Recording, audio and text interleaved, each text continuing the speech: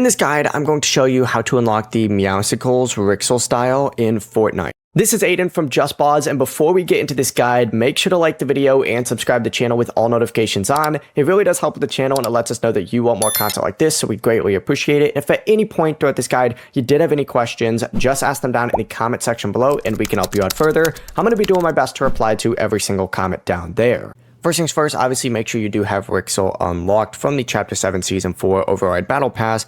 And essentially what you need to go ahead and do is select Quest. And once you select Quest, make sure you go to the Season Override quest. Scroll down on here, you'll see Meowscles on here. And it says what you need to go ahead and do is get yourself some power-ups. Now getting power-ups are actually super easy.